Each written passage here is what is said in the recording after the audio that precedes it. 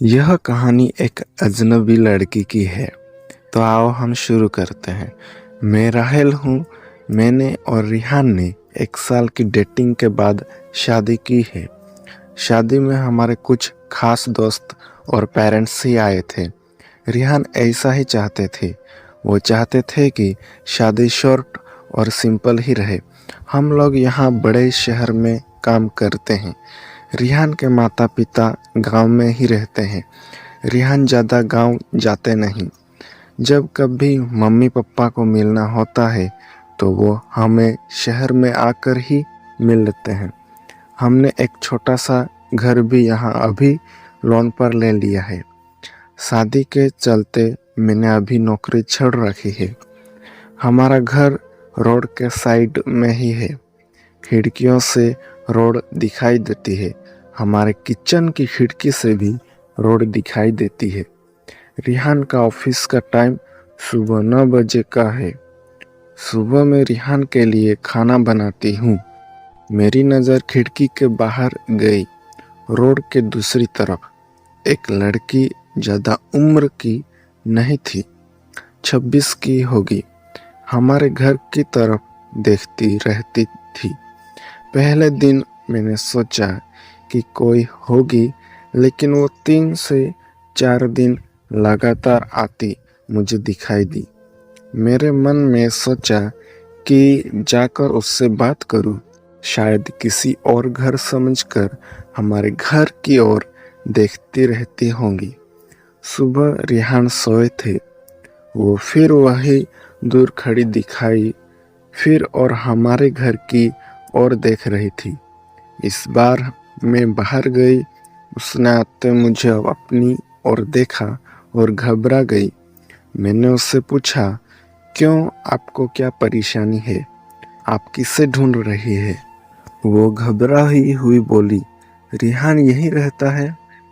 मैंने बोला, हाँ, आप कैसे जानती है? वो इतना सुनकर घबरा कर चली गई। मैंने पीछे से उसे आवाज़ दी, पर उसने सुना नहीं। मैं अपने घर में वापस आ गई। मेरे आने पर रिहान उठ गए थे। पूछा, कहाँ गई थी? मैंने बोला, पता नहीं, एक लड़की है, वो हमारे घर की तरफ देखती रहती है। और मैंने जब जाकर उससे पूछा तो तुम्हारा नाम भी जानती है। तुम किसी गोरी सी सुंदर लड़की को जानते हैं? रिहान यह सुनकर भड़क गए। बोले, पागल हो क्या? कोई कुछ भी बोलेगा और तुम मान लोगी क्या? लेकिन यह सुनने के बाद रिहान के चेहरे का रंग जरूर उड़ गया था। मेरे भी दिमाग में कुछ कुछ चलने लगा। रिहान जब शाम को आए तब मैंने इस विषय में कोई बात नहीं की। अगले दिन मैं सुबह उठी तो रिहान पहले से उठ गए थे। मैं किचन में गई तो किचन की खिड़की लगी हुई थी और बड़ी मुश्किल से खोलने पर खुलती थी। मैं कोशिश कर रही थी, लेकिन ऊपर वाली कुंडी मुझसे नहीं खुली। मैं हमेशा नीचे की कुंडी से खिड़की लगाती थी, लेकिन आज खिड़की की ऊपर वाली कुंडी भी लगी थी। मैंने कैसे भी कुंडी खोली और खिड़की खोली तो मैं देखकर हैरान रह गई।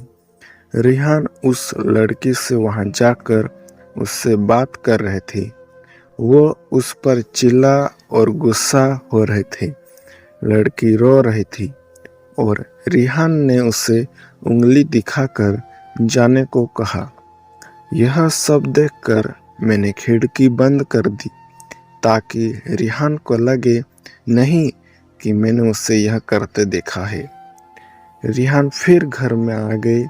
मैंने ऐसा जताया जैसे कि मैंने कुछ देखा ही नहीं है। अब मुझे ना जाने कैसे कैसे ख्याल आने लगे। रिहान मुझसे क्या छिपा रहा है? मेरे रिहान से शादी करके कोई गलती तो नहीं? आखिर वो लड़की कौन है और रिहान उस पे इतना गुस्सा क्यों हो रहे थे? रिहान के जाने के बाद मैंने रिहान के सारे दोस्तों को, जिन्हें मैं भी जानती थी, उन्हें फ़ोन किया, लेकिन किसी को भी उस लड़की के बारे में नहीं पता था। मेरी समझ में नहीं आ रहा था कि क्या हो रहा है। रिहान से पूछना चाहती थी, लेकिन मुझे पता था कि वो झूठ ही बोलेगा। उसके बाद मैंने उस लड़की को देखकर घर के आसपास नहीं देखा। यह सब सोचते सोचते मेरी तबीयत बिगड़ने लगी। रिहान मुझे बोलता था कि क्या हुआ, अपना ख्याल रखा करो, डॉक्टर के पास जाओ। लेकिन अब मुझे उसकी बात बिल्कुल अच्छी नहीं लग रही थी। एक दिन जब मेरी हालत ज़्यादा खराब हुई तो मैं ऑटो लेकर पास के बड़े अस्पताल गई। डॉक्टर से अपनी दवाई लेने के बाद अस्पताल के पार्क में बैठी थी। अस्पताल में मुझे वो लड़की फिर दिखाई दी। उसे देखते ही जैसी मेरी बीमारी पता नहीं कहाँ भाग गई। मैं उसके पास तेज चलकर गई और उसका हाथ पकड़ लिया और उससे बोला, तूने मेरी जिंदगी में उथल पुथल मचा दिया। बोल, उस दिन क्या बात कर रहा था रिहान तुझसे? क्या रिश्ता है तेरा मेरे पति से? फिर उसने मुझसे जो बताया सुनकर लगा कि मेरा पति ऐसा है। उसने इतनी बड़ी बात मुझसे छिपाई। शाम को रिहान जब मैं आई तब उस लड़की को अपने घर में देखकर चौंक गए। मैं भी उसके पास बैठी थी। रिहान उसकी तरफ देखकर बोले कि अच्छा, तो तूने इसे सब बता दिया, मना किया था दूर रहने को मेरी फैमिली से। मैंने बोला, रिहान शर्म करो, तुम इतने कठोर हो, अपनी सगी बहन की मदद नहीं कर रहे हो। वो लड़की रिया थी, रिहान की सगी बहन। उसने अपने पसंद के लड़के से शादी कर ली, इसलिए रिहान और उसके परिवार ने उससे सारे रिश्ते तोड़ दिए थे। रिहान ने कहा कि मेरी कोई बहन नहीं है। मैंने कहा, इसका पति अस्पताल में है, इसे रुपयों की ज़रूरत है। बहन नहीं तो इंसानियत के नाते ही तुम्हें इसकी मदद करनी थी। और अपनी पसंद की लड़की से शादी तो तुमने भी की, फिर जो नियम इसके लिए है तुम्हारे लिए क्यों नहीं है? मुझे पता होता तुम ऐसी सोच वाले हो तो मैं तुमसे कभी शादी नहीं करती।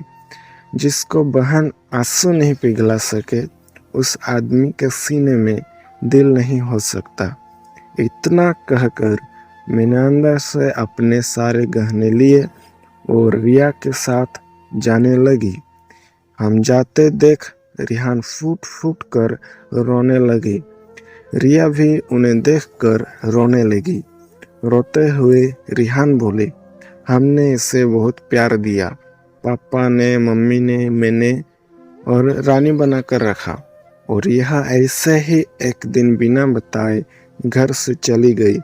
हमारा प्यार तूने नहीं देखा, इसके लिए मैं रात भर रोया कि कहाँ होंगी, कैसी होगी मेरी बहन। तब इससे भाई और पापा की याद नहीं आई और मुझसे कहती तो तुझे क्या करना है, ऐसे ही चली गई थी ना, अब क्यों आई है? बहन भी बोली, भैया मुझे लगा आप लोग नहीं मानेंगे। उन दोनों भाई बहन को रोते देखकर मेरी आंखें भी भर आई, पर आंसू के साथ जैसे सारे गीले शिकवे खत्म हो गए।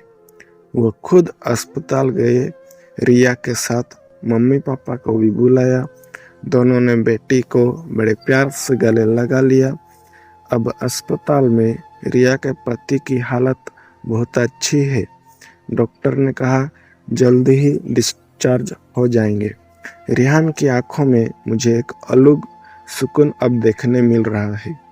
रिहान ने रिया को कहा, अब कुछ करेगी तो माफ़ नहीं करूँगा, हमेशा मेरी प्यारी बहन रहना। जिंदगी बहुत छोटी है, आपके अहंकार में इतना सुकून नहीं है जितना कि माफ़ कर देने में है। एक बार करके देखिए, जिंदगी बदल जाएगी। आपको यह कहानी कैसी लगी हमें कमेंट करके ज़रूर बताएं।